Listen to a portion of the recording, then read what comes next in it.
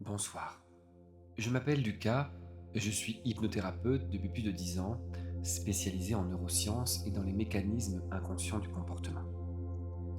Au fil des années, j'ai accompagné de nombreuses personnes dans leur perte de poids, souvent après des années de régime, d'efforts et de tentatives qui n'avaient pas donné les résultats espérés.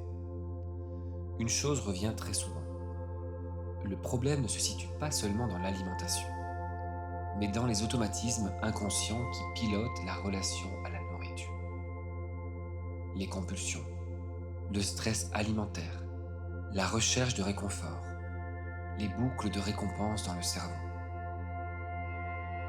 C'est à partir de cette expérience en cabinet que j'ai conçu ce programme de reprogrammation nocturne sur 21 jours.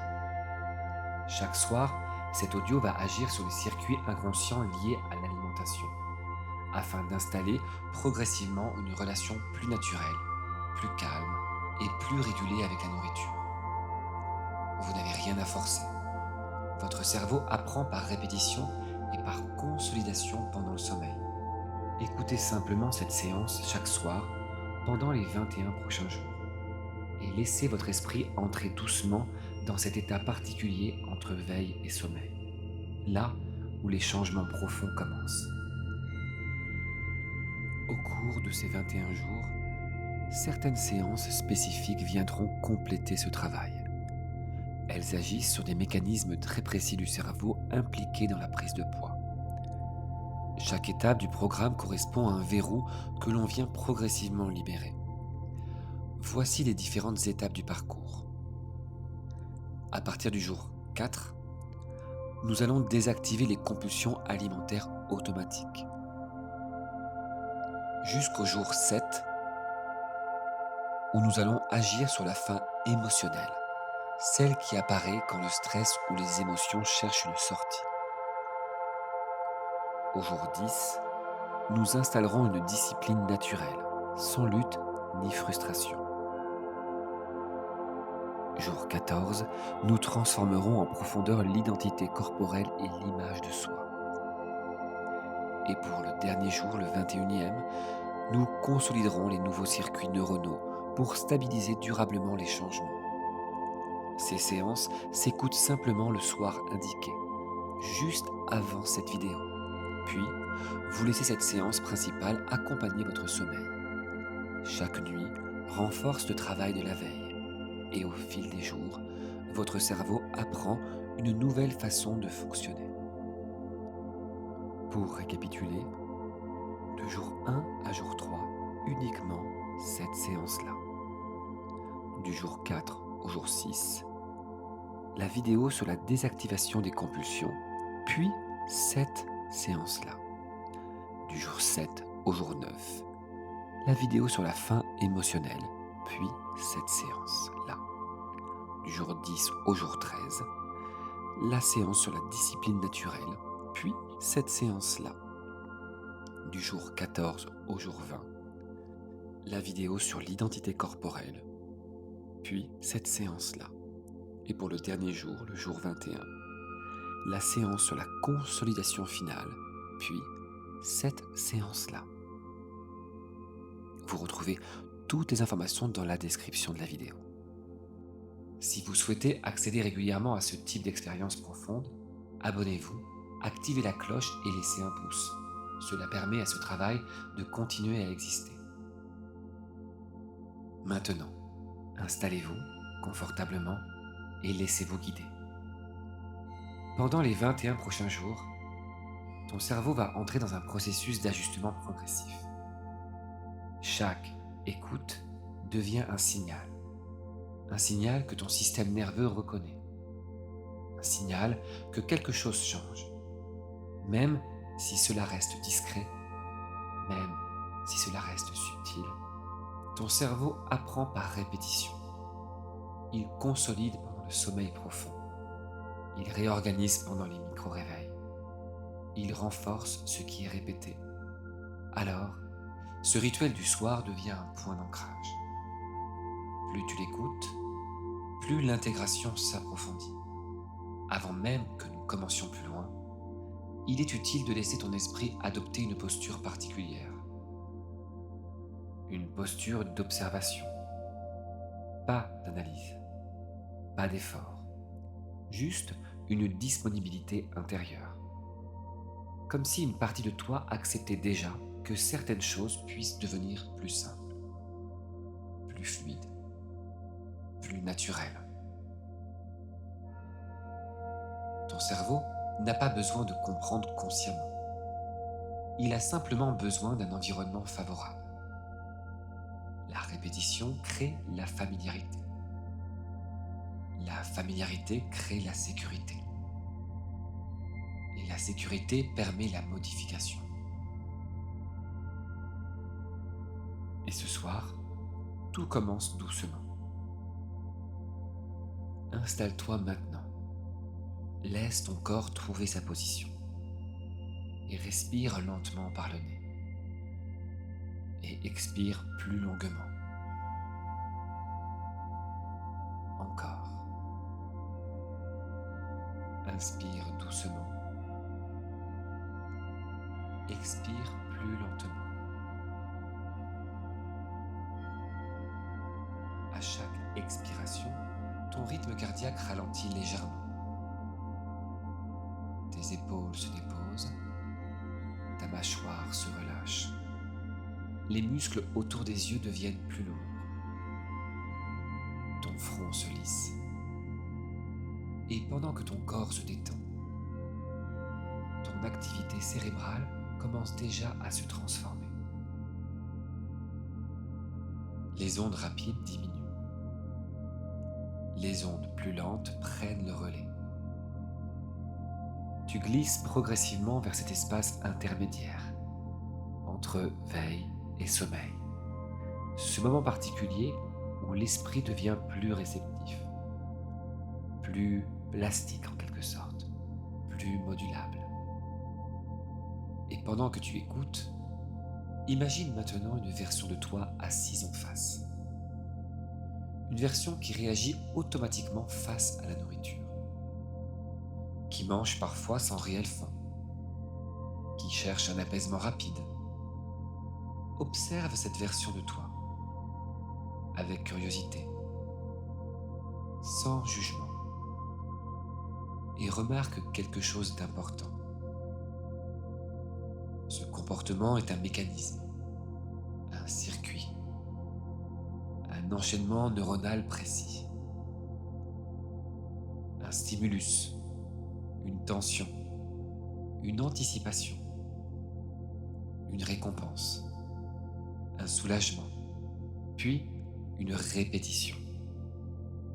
Ce n'est pas une identité, c'est une boucle. Et les boucles peuvent évoluer. Dans ton cerveau existent des sentiers. Certains sont larges, très empruntés, d'autres sont plus fins, plus récents. Et chaque répétition nocturne renforce certains chemins et laisse d'autres devenir moins dominants. Ton cerveau fonctionne par économie d'énergie. Il privilégie les circuits les plus stables, les plus cohérents, les plus efficaces. Et tu peux continuer à écouter ou déjà commencer à flotter un peu. Peut-être que certaines phrases deviennent lointaines. Peut-être que tu décroches déjà quelques secondes. Puis, tu reviens. Et à chaque micro-absence, permet une intégration plus profonde. Parce que, pendant que la conscience se relâche, le subconscient enregistre. Il apprend différemment. Il apprend en profondeur. Et pendant ces 21 jours, tu vas sans doute remarquer des ajustements subtils. Une pause naturelle avant de manger. Un ralentissement spontané. Une sensation de satiété plus claire. Une tension qui diminue plus rapidement. Ce sera progressif, stable. Respire encore. Et à chaque expiration, une ancienne association devient légèrement moins automatique. Comme si à chaque expiration, tu éloigné de toi, tu faisais sortir de toi, à travers l'expiration, cet ancien schéma, cet ancien mode de fonctionnement qui te reliait à une nourriture automatique. Et à chaque inspiration, c'est comme si tu inspirais un nouveau schéma, une nouvelle façon de gérer. Et cette nouvelle façon de gérer commence à se consolider à chaque nouvelle inspiration. Comme si tu inspirais de nouveaux comportements face à la nourriture, de nouveaux automatismes. Tu inspires la nouveauté, comme si tu voyais ces nouveaux comportements, cette nouvelle façon de gérer ton lien avec la nourriture. Et quand tu expires, c'est comme si tu visualisais cette ancienne version de toi qui se comportait comme tu n'en as plus envie avec la nourriture. Ton corps sait réguler, ton cerveau sait s'adapter. Et pendant que je parle, tu continues à faire cette inspiration, cette expiration.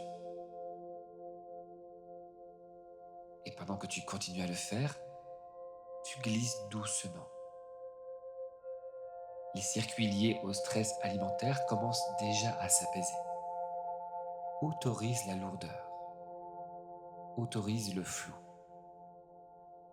autorise les pensées à passer sans les suivre. Rappelle-toi, tu n'as rien à forcer. Le travail est déjà en cours. Et pendant que ton esprit descend encore un peu plus profondément, ton cerveau commence à choisir des chemins plus stables. Respiration lente. Silence intérieur. Tu peux continuer à écouter ou simplement laisser le sommeil venir. Dans tous les cas, l'intégration commence maintenant. Et pendant que ton corps continue de se relâcher, nous allons maintenant intervenir plus profondément. Dans la boucle de récompense, dans ce mécanisme précis qui associe tension et nourriture. Imagine à présent une situation familière, une fin de journée par exemple, ou une fatigue légère, un inconfort diffus. Rien d'énorme, juste une tension subtile. Observe ce qui se passe ensuite. Avant même que tu décides consciemment, une image apparaît, un aliment précis, une anticipation. Ce moment est important car ce n'est pas la fin. C'est l'anticipation dopaminergique. Ton cerveau n'attend pas la récompense. Il libère déjà la dopamine au moment de l'attente. C'est cette anticipation qui crée l'impulsion. Et pendant que tu observes ce mécanisme, ralentis-le. Comme si tu mettais la scène au ralenti. L'attention, l'image, l'envie. Suspends l'image juste avant l'action de manger. Et remarque que dans cet espace suspendu, il existe une microseconde de liberté. Une fraction de seconde où le circuit n'est pas encore complété. C'est ici que la reconfiguration commence. Dans ton cerveau, les circuits de récompense se renforcent par répétition émotionnelle. Plus la nourriture est associée au soulagement du stress, plus la connexion devient forte. Alors, nous allons modifier l'association. Imagine maintenant que la tension déclenche autre chose. Une respiration plus lente, un relâchement automatique des épaules, une sensation de stabilité interne ou toute autre chose. Comme si ton système nerveux apprenait que l'apaisement peut venir directement du corps, sans intermédiaire. Visualise ce changement, même léger, même discret. La tension apparaît, mais au lieu d'une image alimentaire, une respiration profonde se déclenche, par exemple. Un ralentissement, un signal interne de sécurité. Et plus tu répètes cette scène intérieurement, plus ton cerveau commence à encoder une nouvelle séquence. Tension, respiration, stabilité, apaisement. Respire doucement et laisse cette nouvelle boucle s'installer. Maintenant, imagine un aliment qui te faisait perdre le contrôle. Observe-le. Regarde-le comme si tu étais légèrement détaché. Et remarque que l'intensité diminue un peu. Comme si l'image devenait plus neutre, moins brillante, moins magnétique.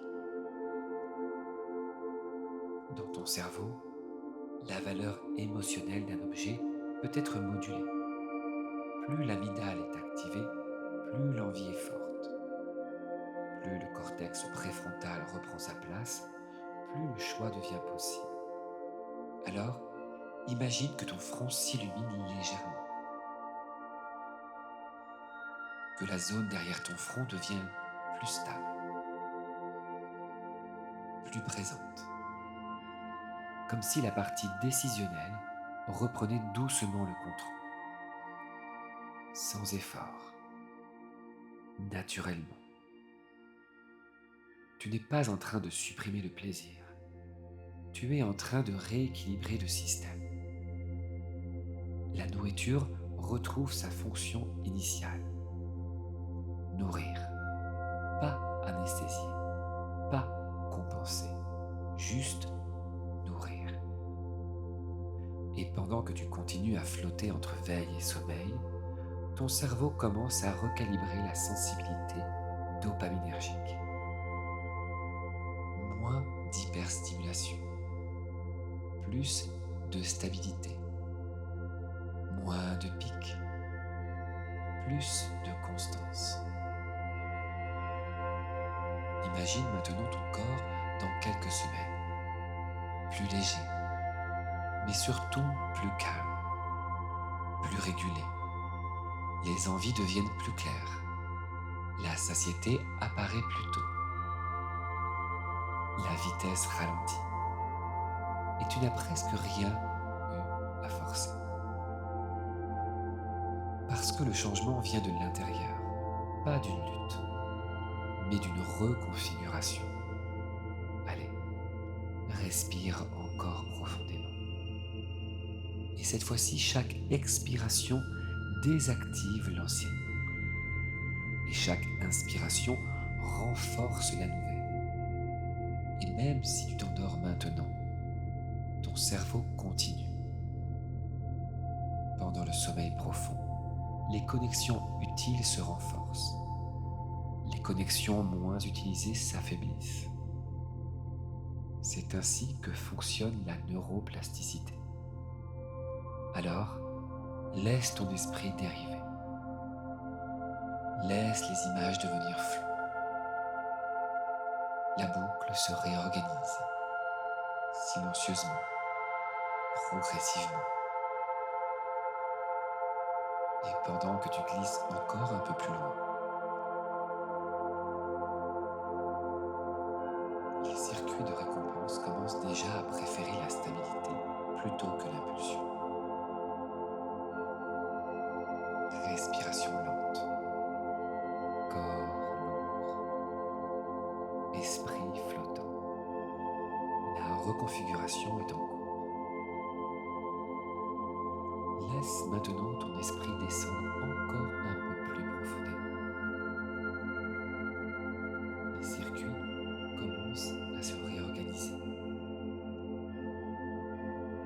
installer quelque chose de plus stable encore,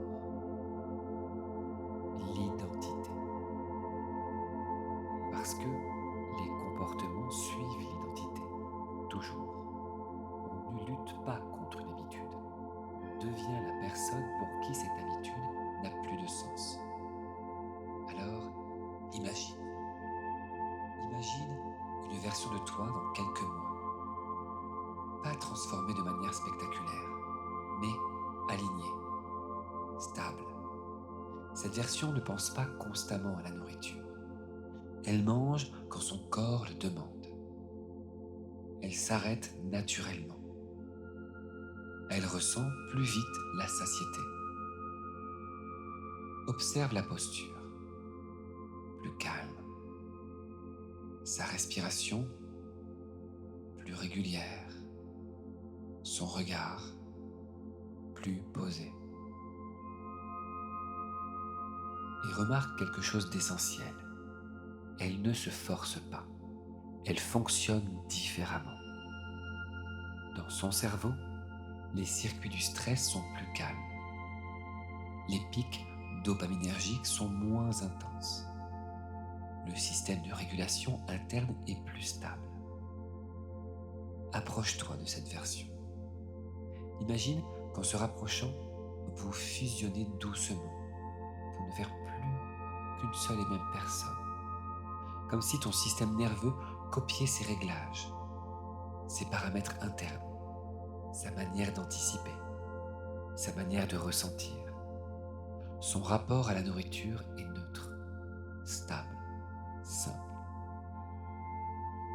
Et répète-toi intérieurement sans effort. Mon corps sait se réguler. La satiété apparaît naturellement. Je ralentis sans y penser. La stabilité devient automatique. Et pendant que ces phrases passent, ton subconscient enregistre les présuppositions. Il encode une nouvelle normalité. Maintenant, imagine une situation future. Un repas, des aliments disponibles et observe-toi agir avec fluidité. Tu choisis, tu manges lentement, tu t'arrêtes quand le signal interne apparaît. Pas par contrainte, par cohérence. Et ton cerveau adore la cohérence. Plus ton identité change, plus les comportements suivent. Respire lentement. Et chaque expiration renforce l'image de cette version stable et nouvelle. Chaque inspiration consolide son identité en toi. Continue. Chaque expiration renforce l'image de cette version stable. Chaque inspiration consolide son identité en toi. Pendant le sommeil, l'hippocampe rejoue les informations importantes. Alors, nous allons lui donner une image claire à rejouer. Toi, calme et régulé, libre face à la nourriture. Imagine maintenant que cette image se répète doucement, comme une boucle lente. Toi qui manges avec conscience. Toi qui t'arrêtes naturellement. Toi qui ressens la satiété tôt. Toi qui n'as plus besoin de compenser. Laisse cette scène se répéter. Encore. Plus lente. Plus stable. Et pendant que tu dérives vers le sommeil, les connexions associées à cette identité se renforcent. Les anciennes associations s'affaiblissent, silencieusement, progressivement. Tu n'as rien à faire. Ton cerveau sait consolider ce qui est répété. Alors, laisse la scène revenir. Respiration calme, posture stable, choix fluide. Satiété naturelle. Encore. Plus lentement. Ton corps lourd. Ton esprit flou. La stabilité devient normale. La régulation devient automatique. La discipline devient naturelle. Et même si tu t'endors maintenant, la boucle continue. Encore. Respiration lente. Stabilité. Ralentissement. Satiété. Calme. Silence. Laisse le sommeil faire son travail. La consolidation est en cours. Et demain, quelque chose sera déjà légèrement différent. Progressivement, mais durablement.